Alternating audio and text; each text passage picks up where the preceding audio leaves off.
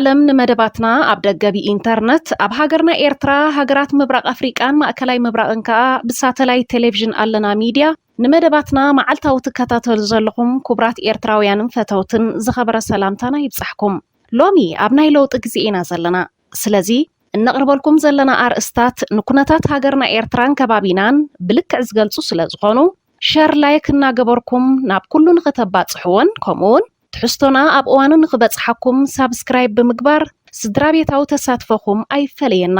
ሰናይ ምክትታል። ክቡራት ተኸታተልቲ ሎሚ ዕለት 6 ሕዳር 2021 ዓመተ ምህረት እዩ። ነዚ ዕለት እዚ ምስሉ ኩነታት ዝዛመድ መድረኽ ዝሓቶ ኣርእስቲ ሓዙ ወይ ተተሓዙ ዝብል ሒዘልኩም መፅእ ኣለኹ። እዚ ኣርእስቲ እዚ ከዓ ብቐጥታ ነቶም ኣብ ሃገርና ዘለዉ ኣገልገልቲ ኢሳያስ ዝኾኑ ጀነራላት ዝምልከት እዩ። እዚ ኩናት ኣብ ትግራይ ዝተወልዐ ብሰንኪ ኢሳያስን ኣብ ኣሕመድን ዳ እምበር ብኻልእ ኣይኮነን። ናይ ክልቲኦም ረብሓታት ንምሕላው ክልቲኦም ከዓ ዕድሚኦም ንምንዋሕን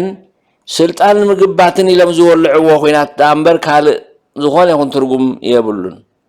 እምበኣር ሕጂ ኣብ ከምዚ ዝኣመሰለ ኩነታት ንሕና ኤርትራውያን ከዓ ከምቲ ኣይበቑለይ ኣይግለተይ ዝበሃል ኣይብኢድና ኣይብእግርና ብሰንኪ ኢሳያስ ኣፈወርቂ እዚ ዘይበሃል መንእሰይ ኤርትራ ኣብዚ ኩናት ዝኣትዩ ሃሊቑ ኣሎ። ኢሳያስ ኣንጊሁ ካብ ዝወፈረሉ ግዜ ብዘይካ ገበን ካልእ ዝኾነ ይኹን ስራሕ ሰሪሑ ኣይፈልጥን። ኢዱ ብደም ዝተሓፅበ ስለ ዝኾነ ኩሉ ተግባራት እውን ብደም ዝተጨማለቐ ስለ ዝኾነ ካብቲ ናይ ደም ጋብላ ክወፅእ ኣይክእልን እዩ። ንነዊሕ ዓመታት ኣብዚ ናይ ደም ጋብላ እዚ ስለ ዝተሓፅበን ስለ ዝሓንበሰን ብዘይካ ካብ ግዜ ናብ ግዜ ገበናት ምውሳኽ ተዘይኮይኑ ካልእ ዝኾነ ይኹን ነገር ፅቡቕ ክሰርሕ ኣይክእልን እዩ። ንፅቡቕ ኣይተዓደለን ብዘይካ ናይ ክፍኣትን ናይ ኩናትን ናይ ህውከትን ናይ ምእሰርን ናይ ምስዳድን እንተዘይኮይኑ ፅቡቕ ዝበሃል ካብ ኢሳያስን እንዳ ኢሳያስን ክርከብ ማለት ሕልሚ እዩ። እምበኣር ከምኡ ስለ ዝኾነ እዚ ኣብ ትግራይ ዝወልዕዎ ኩናት ከምቲ ንሳቶም ዝሓሰብዎ ኣብ ውሽጢ 5 መዓልቲ ተባሂሉ ያይ ኣብይ ኣሕመድ ንካቢነ ብምስጢር ኣኪቡ እዚ ኩናት እዚ ኣብ ውሽጢ 5 መዓልቲ ክውድአ ኢልዎም። ምክንያቱ ኣብቲ እዋንቲ ዝነበሮም ምስ ኢሳያስ ዝምድናን እቲ ዝምድና ዝፈጠሮ ስኽራን ኣብ ከባቢ ቀርኒ ኣፍሪቃ ፈቲርዎ ዝነበረ ፅልዋ ንሱ ጥራይ ዘይኮነ ክሳብ ስግር ባሕሪ ብምኻድ ኣውራቕ ተሰሊሞም ከም ዝነበሩ ርኢናዮ። እምበኣር ኣብይ ኣሕመድ ሕጂ ከምቲ ዓሻ ቅልፅሙ እንተሓበጠ ዝሓየረ መስሎ ዝበሃል ኣብቲ እዋንቲ ቅልፅሙ ሓቢጡ ስለ ዝነበረ ክሳብታ ጎማ ትነፍስ እዚ ዘይበሃል ፈኸራን እዚ ዘይበሃል ጃህራን ክንሰምዕ ፀኒሕና። ስለዚ እቲ ኩናት ን5 መዓልቲ ተባሂሉ ባዕሉ ኣብይ ኣሕመድ ከዓ ኣብ መቐለ መፂኡ ንላዕለዎት ሓለፍቲ ናይቲ ሰራዊት ኣብ ዝገበሮ ኣኼባ እዚ ኩናት እዚ ክንሕንፅፅ ከለና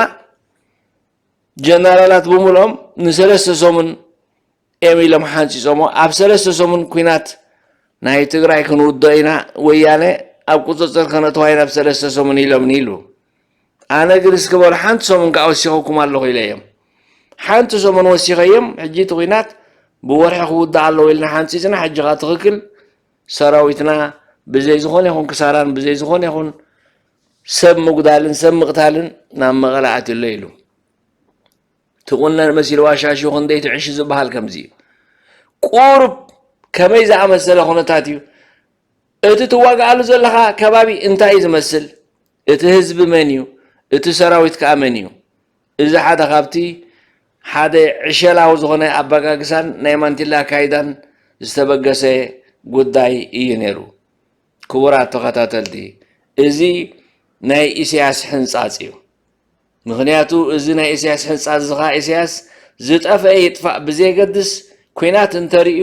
ሓዊ እንተርእዩ ኣብኡ ኣብቲ ከባቢ ሓዊ ክስዕስዕ ደስ ስለ ዝብሎ ኣብ ትግራይ ኩናት ምውላዕ ንኢሳያስ ኣፀቢቑ ዘዋፅኦ ጉዳይ እዩ ነይሩ። ምክንያቱ ሓደ ካብቲ ንሱ ዝሓልሞ ዝነበረ ኣብ ዝሓለፈት ናይ ሰላም ክበሃል ከሎ ልክዕ ጌም ኦቨር ናይ ትግራይ ጉዳይ ናይ ወያነ ጉዳይ ተወዲ ኢሉ ዓዊሉ ተዛሪቡ እዩ። እዚ ባዕሉ እቲ ኣብ ውሽጡ ዝነበረ ስምዒት ገንፊሉ ጌም ኦቨር ምስ ወያነ ዝበሎ ሓደ ካብቲ ዘይረሳዕና ጉዳይ እዩ ብዙሕ ዘረባታት ነይሩ ኣብ ዝተፈላለዩ እዋንካ ዝቐርብ ሓደ መድረታት ኣብ ግምት ኣቲና ክንሪኦ ከለና እምበር ሕጂ ዝኩሉ እዚ ተደማሚሩ ሓደ ካብቲ ጌም ኦቨር ዝበሎን ምስኡ ዝኸይድ ከዓ ናይ ህንጡ ዝኾነ ኣዘራርባን ኢና ርኢናዮ እምበኣር ኢሳያስ ከምዚ ዳኣመሰለ ተግባር ክገብር ከሎ ከምዚ ዳኣመሰለ ሕንፃፅ ምስ ጀነራል ኮይኑ ክሕንፅፅ ከሎ ሓደ ካብቲ ቀንዲ ተግባራቱ ነዚ ሰራዊት ናይ ኤርትራ ነዚ ኣብቲ ኩናት ኣምፂኻ ምህላቑ ምክንያቱ ኢሳያስ መንእስያት ኣብ ኩናት ብስደት ኣብ ዝተፈላለየ መንገድታት እንተዳ ካብ ሃገር ጠፊኦምሉ ሓደ ካብቲ ንሱ ዝዕወተሉ ሜላ እዩ ምክንያቱ ሓደ ካብቲ ንሱ ኩሉ ግዜ ዝሓስቦ እንታይ መንእስያት ከመይ ገይሮም ይጠፍኡ መንእስያት ከመይ ገይሮም ይጎድሉ ምክንያቱ እቲ ሕብረተሰብ ይወልድ ኣሎ ይባዛሕ ኣሎ የምህር ኣሎ ኣብ ዝተፈላለየ እዋናት ስለዚ እቲ ሓንቲ ንሱ ክጥቀመላ ዝኽእል ጉዳይ እንታይ ገፊፍካ ናብ ሳዋ ተወርዶ እሞ ኣብኡ ትድስቆ ኣብኡ ደሲቕካ ናብ ኩናት ተእትዎ መወዳእታ ኣብቲ ኩናት እንድሕር ኣትዩ ኣብቲ ኩናት ከም ዝጠፍእ ትገብሮ እንተ ደኣ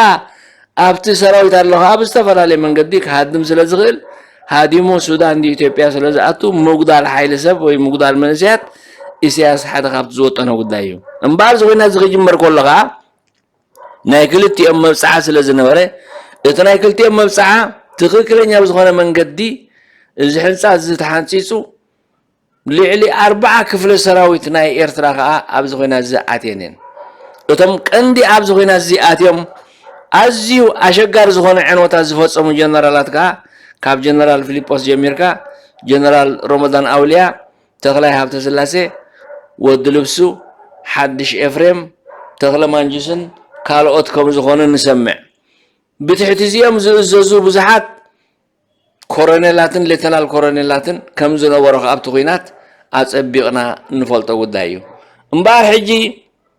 እቲ ጉዳይ ተወዲኡ ኣሎ ምክንያቱ እቲ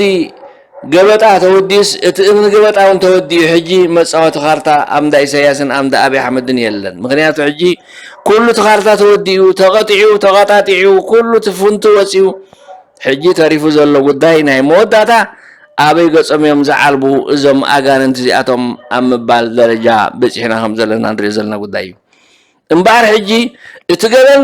ነፍሲ ወከፍ ጀነራል ነፍሲ ወከፍ ኮሎኔል ነፍሲ ወከፍ ኣዛዝን ተኣዛዝን ኣብዚ ኩናት እዚ ነዚ ገበን እዚ ተኻፊልዎ እዩ ምክንያቱ እቲ ገበን ከምቲ ዝበልናዮ ኣብ ቀላይ ናይ ደም ስለ ዝሕምብስ ኢሳያስ ኣብቲ ቀላይ ሒዙ ኣእዳዎም ብደም ዝፀየቖም ሰባት እዮም እዚ ናይ ደም ምፅያቕ እዚ ከዓ ሕጂ ዝመፅእ ኣይኮነን ነዊሕ ዓመታት ዝፀንሐ ካብ እዋን ሰውራ ኣትሒዙ ኣብ ገበን ዘእተዉ ንብዙሓት ሰባት ከም ዝነበረ ከዓ ፅቢቕና ንፈልጦ ጉዳይ እዩ እዚ ናይ ሕጂ ዘለካ ልክዕ ካብኡ ዘይፍለ ኣብዚ ናይ ትግራይ ዝነበረ ገበናት እዞም ጀነራላትን ኮሎኔላት እዚኣቶም ከዓ ኣብኡ ኣትዮም ኣለዉ እምበር ሕጂ እቲ መልእኽቲ ብቐንዱ ናባኹም እዩ ናባኹም ናብ ጀነራላት ኢሳያስ እቲ ቀንዲ መልእኽቲ ከዓ እንታይ ሕጂ ሓዙ ወይ ተተሓዚ እዩ ምክንያቱ ሕጂ ሓይልታት ምክልኻል ትግራይ ነቲ ኩሉ ዝነበሮ ከበባ በናጢሱ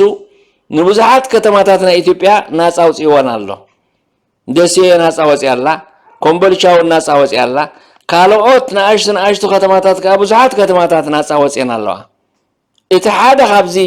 ከነስምረሉ ንኽእል ከዓ እንታይ እዩ ሕነ ናይ ምፍዳይ ተግባር ኣይተኻየደን እቲ ህዝቢ እውን ካብቲ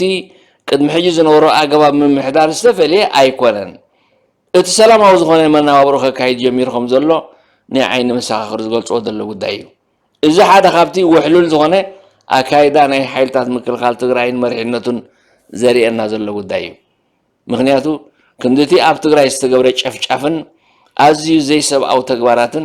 ንሰባት ብኻራ ምሕራድን ንሰባት ኣብ ውሕጅ ምእታውን እዚ ኩሉ ዝተገብረ ኣብ ትግራይ መዘና የብሉን ግን እቲ ዝካየድ ዘሎ ኩናት ከምቲ መራሕቲ ናይ ትግራይ ዝብልዎ ነቶም ገበነኛታት ክሳብ ንቆፃፀር ንትግራይ ከዓ ሰላማዊ ዝኾነ ውሑስ ህይወት ወይ ውሑስ ከባቢታት ክሳብ ዝርከብ እቲ ኩናት ክቅፅል ምዃኑ ደጋጊሞም ገሊፆም እዮም እምበር እቶም ኣስጋእቲ ዝበሃሉ ሕጂ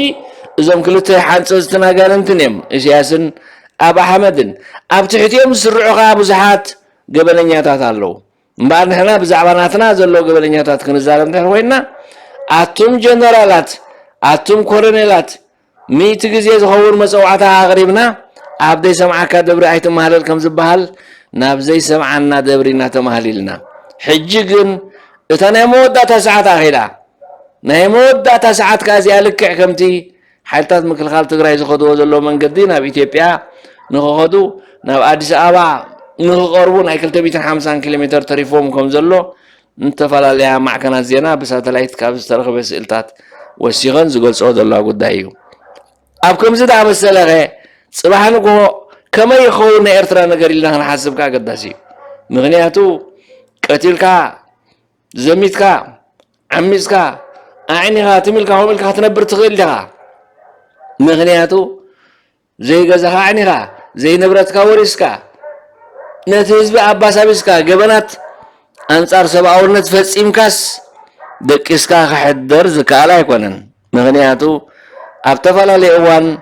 لعلوت حلفتي من قصة تقرح قلت صوت صنعها مس هزبي إرترا صلقن قرحنتن حين مفداين كم زي بلهم دقاقي مهم يزارو بلو إزي أب إرترا زلو حدقين سرعت قن ويانا تمسيها ويانا قتلكم يا ويانا حردكم يا سلازل في سوكف كسا ود 7 عام زلها عتق كتت إنها تبهلك كساب حجيز قبر زلو هزبنا يمطفأ وفري أزي حدقين يايو مسكم زد عمسل هونتات مبار حجي أتم جنرالات أتم كورنيلات أبزو خوين عزيز تساتيفكم عزيزكم أبزو خوين عزيز قبنات فسيمكم حجي اتي زغبر زلو من قسقاس ناي حيلتات مكل خال تግራይ تريوهم زلهم عين زنقعن مغنيات حجي حيلتات مكل خال تግራይ كيدو ناب كبابي في نغصنا تقرب ابز خدل زل غزي دحار تخشافانا بي غصخم تبلقا ايت زنقعون يهم امبار تخشافانا بي غصخم تبل دحر فليتكم اتي مدفع اتي افومزنا بي غصخم زبل دحر فليتكم نغبلنياتات محز نقبلنياتات مقوصصار زبل وفرنا تግራይ ኣብ ግመት ኣቲምባር ሓዙ ወይ ተተሓዙ ዝብል ኣገዳስ መልእኽቲ ከነመሓላልፈልኩም መሪፅና ምክንያቱ እንተዳ ህዝቢ ኤርትራ ብሙሉእ ኣብ ሰራዊት ዘለኻ ኣብ ሓይልታት ምክልኻል ዘለኻ ኣብ ዝተፈላለየ እዋን ነዞም ግበለኛታት እዚኣቶም ሒዝካ እንተዳ ኣርኪብካዮም ኣብ ልዕሊኻ ዝወርድ ዝኾነ ይኹን ሓደጋ የለን እዞም ግበለኛታት ኣዝዮም ብኣጻብዕቲ ዝቁፀሩ ብፍላይ ከዓ ተሓንፃፂ ጋኔን ዓዳሃሎ ነዚ ጋኔን እዚ እንተዳ ሒዝኩም ኣረኪብኩሞ ምሕረት ከም ትረኽቡ ርግፀኛታት ኢና ስለዚ ሓዙ ሒዝኩም ሕጂ ኣረክብዎ ነዚ ገበነኛ እዚ ደም ኤርትራውያን ዝሰተየ ጎበዝ ኤርትራ ክርኢ ከሎ ዘንባሃውቕ ነዚ ሒዝኩም ኣረክብዎ ስለዚ ሓዙ ወይ ተተሓዙ ዝብል ኣገዳሲ መልእኽቲ ናባኹም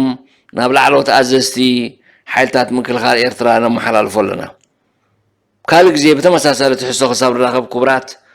ኣብዚ ናይ ሎም መዓልቲ ትሕዝቶና ወዲና ኣለና ፅኒኢልኩም ስለ ዝሰማዕኩምና ከዓ ምልቢ ነመስግን ሰላም